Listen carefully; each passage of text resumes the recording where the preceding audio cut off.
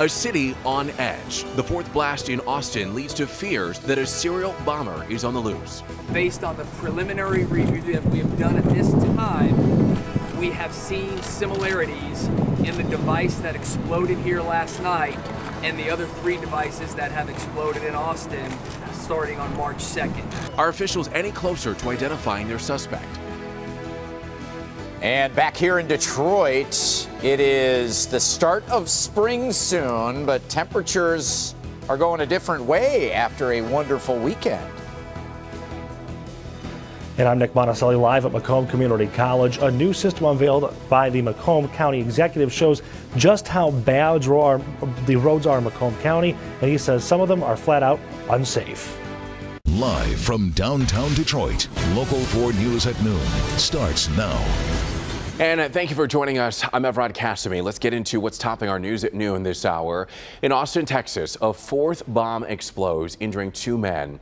And the city remains on edge this afternoon. Officials just updating us, and they believe a serial bomber is on the loose. We are clearly dealing with what we expect to be a serial bomber at this point based on the similarities between now what is the 4th device. And again, as we look at this individual and the pattern and what we're looking at here, we will have to determine if we see a specific ideology behind this or something that will lead us along with our federal partners to make that decision. Now, the victims from last night's bombing, 2 men in their 20s, and they're seriously injured. The neighborhood remains on lockdown as police and federal agents comb the scene for clues. NBC's Jay Gray has a look. Hey there, good afternoon. Let's give you an update first on the victims from the blast here. 2 men in their 20s still in the hospital in good condition.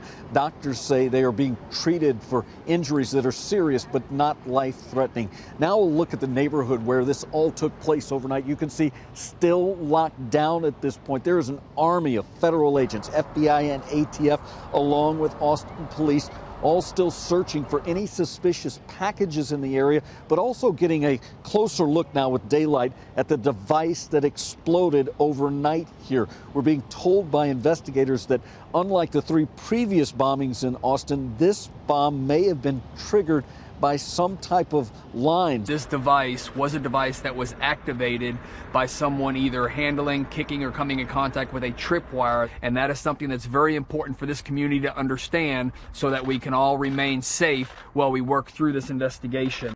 The reward in this case has gone up $115,000 now being offered for information that leads to an arrest here. The investigation continues. That's the latest, though, now in Austin. I'm Jay Gray. Back to you. All righty, Jay, thank you. Unlike the victims of the previous blast, though, the 2 men injured in Sunday's explosion are white. And because the kind of bomb used was a tripwire, it actually could have maimed anyone walking through that quiet Austin neighborhood. The FBI has brought in more than 350 special agents to work this case. Meanwhile, we're also learning that one of the victims of a package explosion last Monday has connections here to Michigan. This is 17-year-old Draylon Mason. He was a bassist for the Interlochen Center for the Arts. Here's what we know. Interlochen posted on their website and Facebook page saying, quote, "It is with a heavy heart that we learn of the passing of Draylon Mason. Draylon was a talented young man, full of joy, with exceptional promise. We, the Interlochen Bass Institute faculty, fondly remember working with him, and particularly his affable nature. Our hearts go out to the family and all of those who've been touched by this gifted young man. We will miss him dearly." And right now we want to get to breaking news out of Macomb County. The cab of a semi-truck is on fire, and it's causing the closure of the eastbound lanes of I-94 right at Harper. No other information is available right now, but you can take a close look at just how serious this issue is on your screen. We're going to continue to follow this for you. We'll bring you any updates as they come into the Local 4 newsroom. In the meantime, we do want to get a check of your forecast on this sunny Monday, coming off of a beautiful spring-like weekend, Brandon.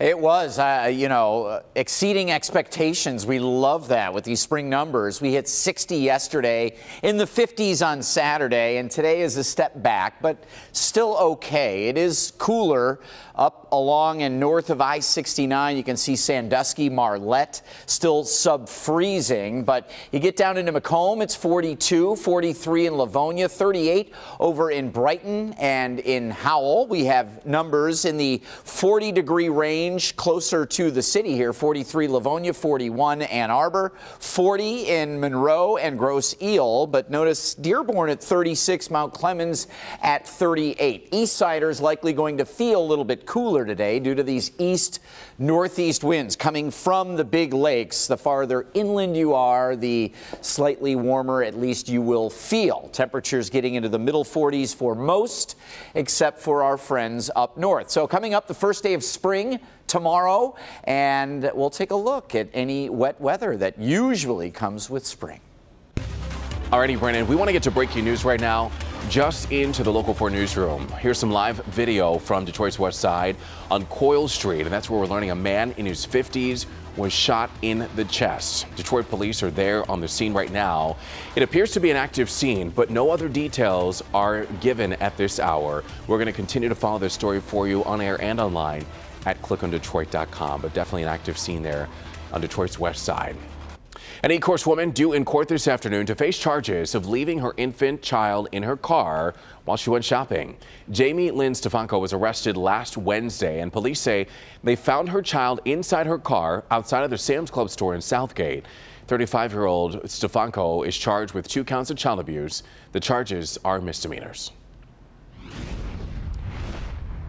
New at noon, police in the city of Wayne are looking for this man seen on your screen here in connection with the case of indecent exposure and sexual assault. The incident happened last Friday just before 8 p.m. in the area of Michigan Avenue and Elizabeth Street, just west of Wayne Road. If you can help identify this man, you're asked to call the City of Wayne Police. A little bit later today, President Trump is expected to present a new plan to tackle the country's opioid epidemic. And that plan will include stiffer penalties for high-intensity drug traffickers, including the death penalty for some dealers. It'll focus on reducing the demand and over-prescription of opioids, as well as cutting off the supply of illegal drugs and increasing treatment and recovery services. The plan will also lay out how the $6 billion appropriated to combat the epidemic will be spent. It'll be presented at 2:40 this afternoon in New Hampshire.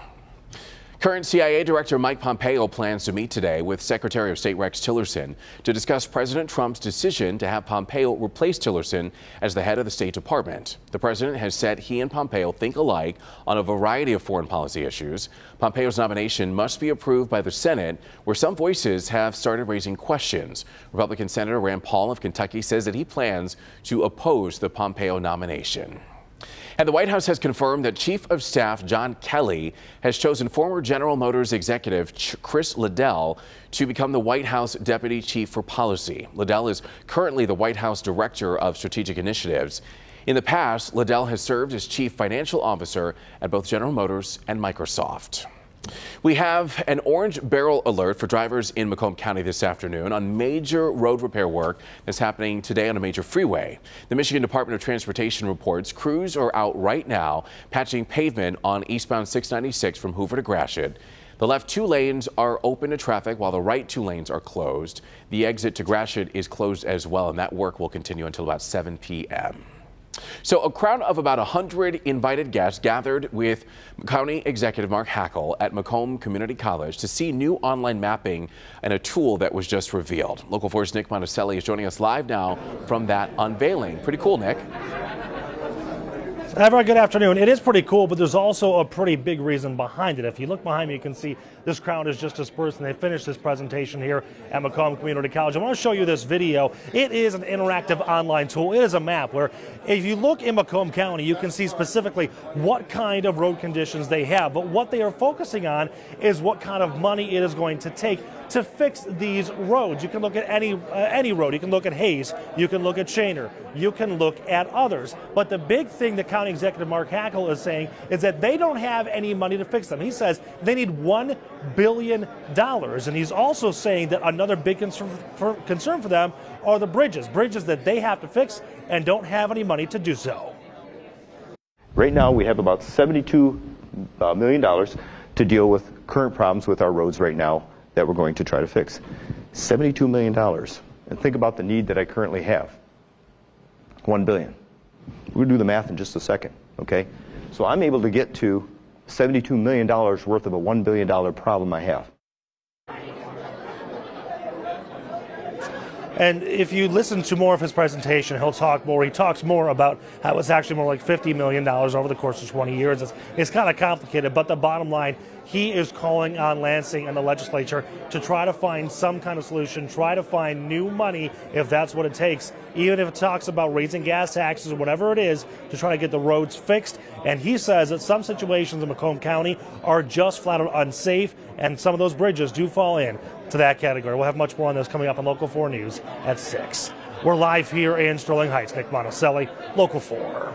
All right, still to come here on Local 4 News at noon, fans of the popular Netflix show The Crown are asking one of its stars to pay up. We'll tell you where the money would be going if he agrees.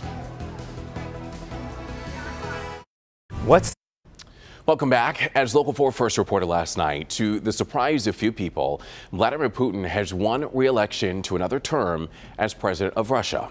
Putin won with 77% of the vote, and today he said Russia will not engage in an arms race and wants to have constructive relations with other nations. He has repeatedly denied Russian involvement in computer hacking in the U.S. and other countries, and has called claims of Russia's role in the poisoning of a former spy in Britain a fantasy and rubbish.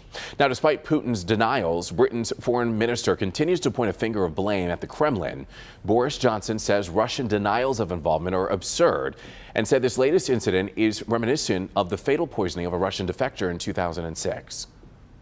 I think what people can see is that this is a classic Russian strategy of trying to conceal the needle of truth in a haystack of lies and obfuscation. And what really strikes me, talking to European friends and partners today, is that 12 years after the assassination of Alexander Litvinenko in London, they're not fooling anybody anymore. Now, Boris Johnson made his comments in Brussels, where he's meeting with other European diplomats. Diplomatic efforts appear to be underway to set the stage for a United States and North Korea summit conference. North Korea's top diplomat is in Finland, where he will reportedly meet with South Korean diplomats and U.S. foreign relations officials. Those meetings are expected to prepare for a meeting later this spring between President Donald Trump and North Korea dictator Kim Jong-un. No time or place has been set for that meeting.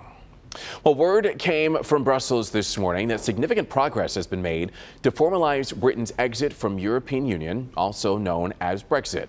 Negotiators for the two sides say major progress has been made on an extension of the plan to have Brexit begin 1 year from now, but they admit they have not solved the challenge of managing the border between Northern Ireland and the Republic of Ireland. Well, fans of the popular Netflix show The Crown are asking for one of its stars to pay up. Last week, news broke that Claire Foy, who plays the Queen on the show, was getting paid less than her male co-star Matt Smith, who plays the Prince. With unequal pay for men and women already in the spotlight, critics are asking that Smith donate the difference in pay to the Time's Up legal defense. And as of this morning, the Care 2 petition has over 22,000 signatures. All right, still to come here on Local 4 News at noon. Severe war injuries and PTSD might put military men and women at risk for high blood pressure. We've got a closer look at why researchers came to this conclusion. Brandon?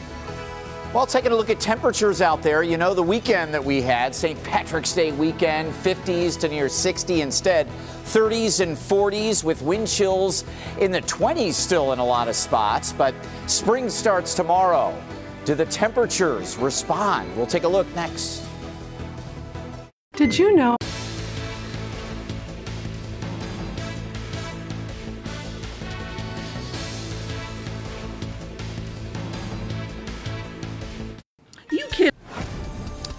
Good Monday afternoon as we look at a beautiful shot here from Windsor across the Detroit River to the downtown skyline, and pretty sun out there. A few wispy high clouds, but the cloudy icon a little misleading. Tons of sun, 40 degrees with an east-northeast pesky breeze at 14. these are not the warming winds. These are the opposite of those zephyrs, the southwest winds that warm us up. This is coming from the big lakes and keeps the east siders cooler, especially north of M59. You get to Mount Clemens, up into Port Huron, and you can feel that breeze coming off of the lakes. Otherwise, middle 40s for most. East-northeast winds maybe as high as 17, 18, gusting 20 to 25, and pesky breezes through the overnight. Most of the day tomorrow and Wednesday still a little on the breezy side, and without really warm numbers coming in, we will feel that. In fact, we could have some wind chills flirting with single digits Tuesday morning. And wouldn't you know, at noon 15 tomorrow, the vernal equinox, spring begins, and that again means that we're on our way. What should be some warmer and wetter weather here for the spring. Equinox means equal night, equal day, equal night. The center of the sun passes over the equator and starts giving us higher sun angles, warmer rays from that sun, and eventually we will be warming up. But again, tomorrow, vernal equinox, start of spring at 12:15 p.m.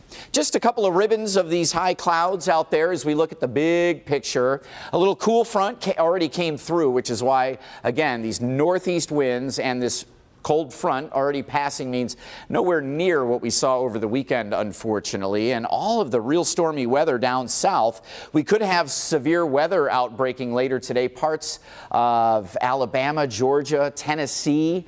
We're going to have to watch that. And Tuesday night into Wednesday is as close as those central United States storms get to us. But tomorrow, I think we have a pleasant day again in the middle 40s. Again, a little breezy. And on Wednesday, we get some cloud cover thickening from the storms to our south, and these are storms to watch because there's convergence, merging of storms that will produce a nor'easter, especially Wednesday, Thursday this week. But if anybody traveling on those days will run into trouble south and east of here. But for us, a very quiet pattern, Evrod, all the way through the weekend.